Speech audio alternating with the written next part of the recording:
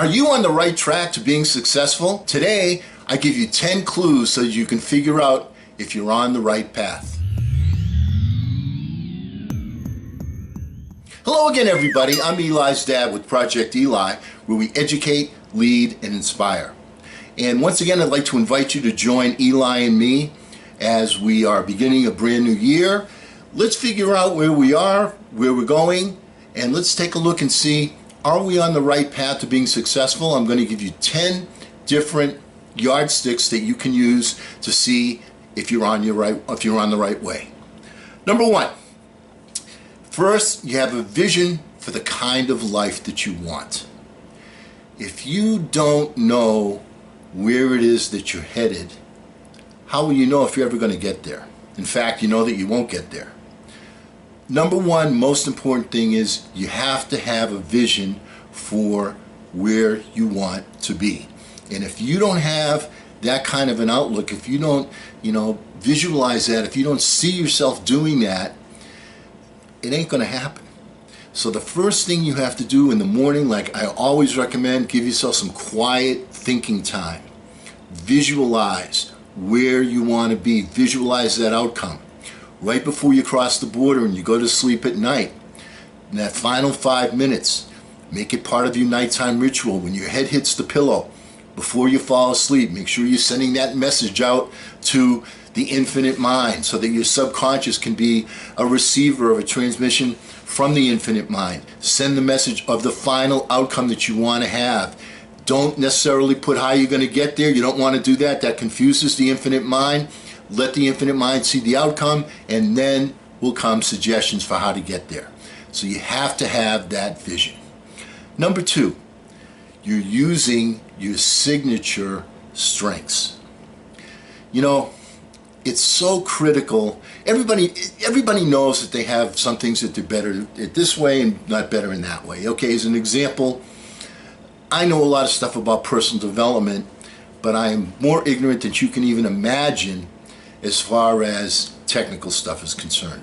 And that includes almost all range of anything technical, from your car to the internet to making these videos. I get a lot of help from people, but I use my signature strength, which is speaking into the camera, expressing my thoughts of things that I've learned from my mentors and my experiences, and pass them along.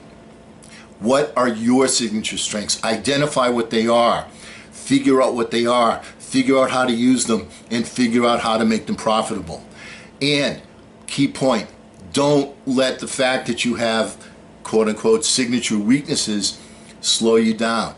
Do something to use your signature strengths to get you to the starting line. This is a key point. Number three, you're always looking for a better way to do things.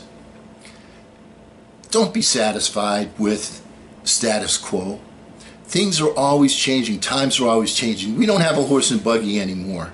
Pretty soon we're going to be the Jetsons, all right? We're going to be flying around, in vehicles instead of cars. I mean, we're going to be like Star Trek. You're going to be able to beam from one place to another, right? What man can visualize, man can make happen. It's as simple as that. So the point is, you got to always be looking for a better way to do things, a more efficient way to do things. And always make sure that you're asking the question, is this answering my why? Why am I in business? Why am I doing this? Why am I doing that? So make sure you're answering your why and look for better ways to do things. Who do you know that looked for better ways to do things? ESPN. They had a sports network. There were no sports networks, 50 years ago. Southwest Airlines is another one that does things better. Apple Computer does things better. I mean, these are the things that allow people to make progress, allow people to move forward. Always look for a better way to do things. You're willing to take calculated risks. Number four. Our education system, the philosophy of parents today in the education system is, I want my son or I want my daughter to learn this, to learn this, to learn this. Then they'll advance to this grade, to this level, to college, maybe to grad school. and then they'll have all the knowledge and they'll be safe. There's no such thing as safe. Why? Technology changes, times change, attitudes change. There's no such thing as safety. To use a real negative example, in the 1850s, the southern colonies thought slavery, of the plantation system it's not safe. Nothing stays the same. Things constantly change. Philosophies change. Technology changes. So what you have to do is you have to have, once again, that vision, and you have to move forward. And sometimes that means taking a risk, which is another way of saying getting out of your comfort zone. And one of the things that will help you get out of your comfort zone is to practice getting out of your comfort zone. Do something with your left hand that you normally do with your right hand. Smile at somebody and say hello, say good morning. When you do that, what you're going to see is the situation around you change. That's how quickly things can change. You change, the things around you change. All right, so be willing to take some calculated risk, be willing to step out of your comfort zone. You're open to failure. Well, one of the things you're gonna see is that when you try new things, they're not always gonna work. Sometimes they're gonna fail. Now, what's the key point here is how you accept this failure. If you have the mindset that this failure is telling me I can't do that, that's the end, no way. Or if you say to yourself, you know what, this has been a singleness of purpose. I know the universe is with me. I know the universe wants to help me accomplish this particular outcome. And what this failure is progress. Why is it progress? Because it's the universe telling me, you're not going in the right direction, friend. What you need to do is you need to go in another direction, use another paradigm, a different angle. These are key things. So look at failure as your teacher and not your undertaker. You're nice to people. This is an important point, of course, being nice to people. Now, when you have singleness of vision, you have certainty. And when you have certainty, you know what you're going to do. Where does that start? That starts with having a positive mental attitude. And when you have a positive mental attitude and you have a particular outcome that you're pursuing with a singleness of purpose, you're a happier person. There's less doubt in your mind. And when you don't have that doubt in your mind, then it's a lot easier to be nicer to people. It's so much nicer to say, good morning, good morning, good morning. And smile at people. And you know what they're going to do? They're going to say good morning back. And when you say, hi, how you doing? And listen to what they say. And laugh with people, smile with people, share with people. Be nice with them, spend some time. And when you have that, when you spend that quiet thinking time and you have that positive mental attitude and you have that certainty of a particular outcome that you're pursuing, it's so much easier to be nice to people because there's no doubt in your mind about what it is you want to produce. You make time every day to learn. You know what? This is about the easiest thing that you can possibly do. All right? This is number 7 on our list of 10. How many times have we said in these videos, turn your quantity time into quality time? You're sitting there at the airport waiting for a flight. You're riding on a bus. You're driving in your car. Everybody has devices. There's all sorts of things on the internet. There's books at the library. There's books at the bookstore. There's so many different ways that you can feed your head different things that you can learn. And what most people do when I see them on their computers, they're playing this game, they're playing that game, and I'm not saying not to play any games at all. But don't make that, the exclusive job of your computer to distract you, to take up your time.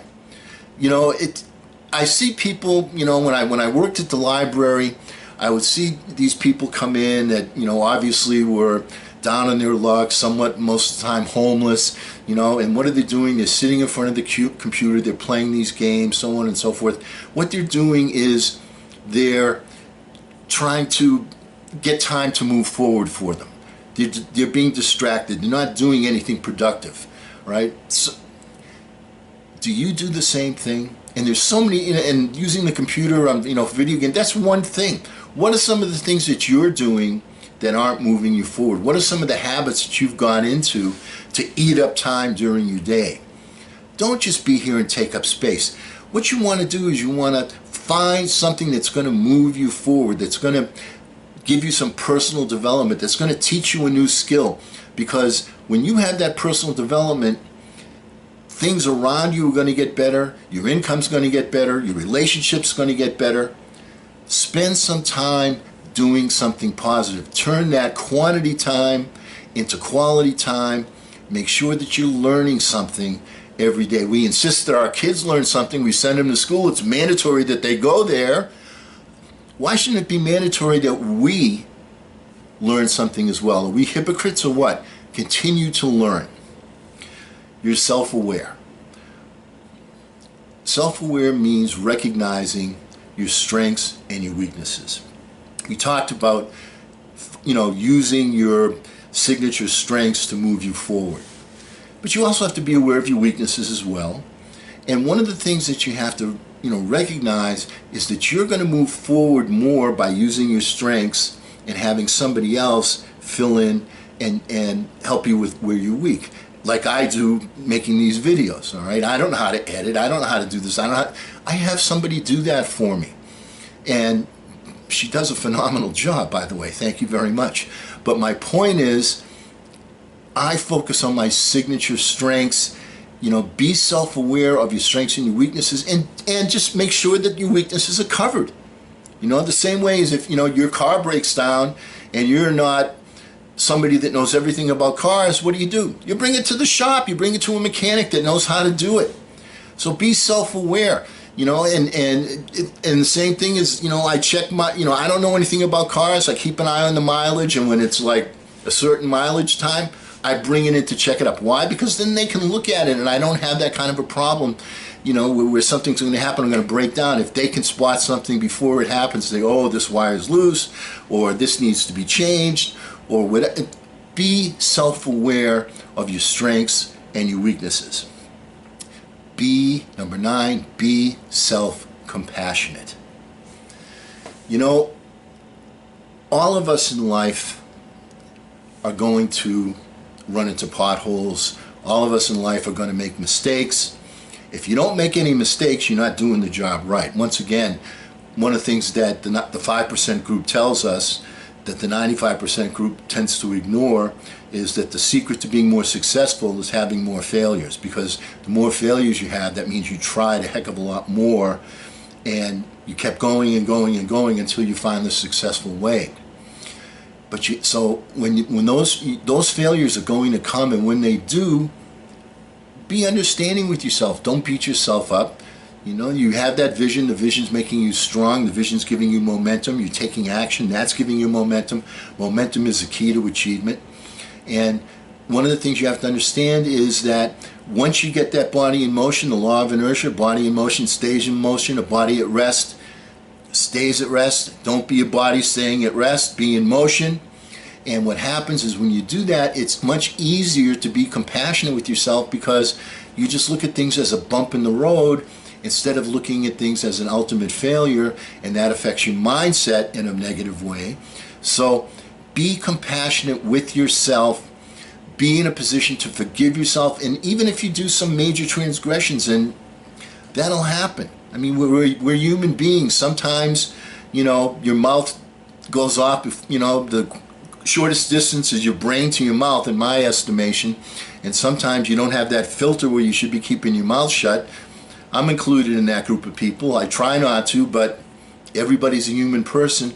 You make a mistake, apologize, and forgive yourself, and move forward. Don't keep beating yourself up. And number 10, and this is a critical one of our list of 10 things, 10 clues so you'll know you're being successful, is express gratitude. And that sounds very, very simple, but what happens is in today's times, we take so many things for granted. And I don't want to be a get off of my lawn type of guy here, but when you take a look and see all the progress, all the conveniences that we have, starting with electricity. Now, I wasn't here before electricity, Eli, all right? There was always electricity, all right? But there were people, my grandfather was here before there was electricity in everybody's home. you've got to be grateful for the little things, and people take them for granted. You know, we have computers. Computers are a tremendous help to us now. They're a tremendous communication device. Be grateful that you can communicate with some of the top people in the world. You can see them. You can even write them a note and ask them a question in most cases.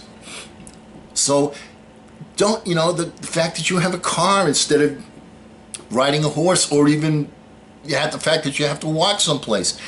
These are things that we tend to take for granted.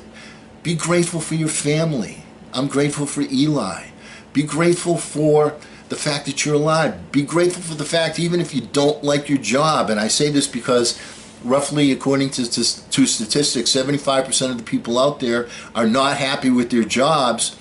Be grateful that you're getting a paycheck. You're getting a paycheck. Secondly, you probably have some benefits. Included in them would be some health benefits. All right, so there's always something to be grateful for. Focus on those things. If you want to make some changes, make some changes. That's, you know, you need to do that.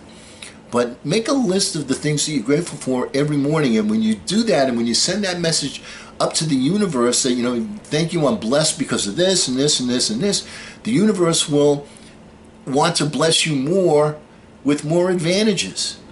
So like begets like. So make sure that you express that gratitude. All right. So those are the 10 things. Have a vision. Use your signature strength. Look for a better way to do things. Be willing to take calculated risks. Be open to failure. Be nice to people. Take time every day to learn. Be self-aware. Be self-compassionate. And show gratitude. And if you're doing those 10 things, you are on the right track to being a successful person. I'm going to give you a quote from John Wooden today on self-empowerment. And this is, like I said, from John Wooden, and I quote, "Do not let what you cannot do interfere with what you can do." And because we will never end one of these meetings on a philosophical note, you need to get out there and charge! I'm Eli's dad.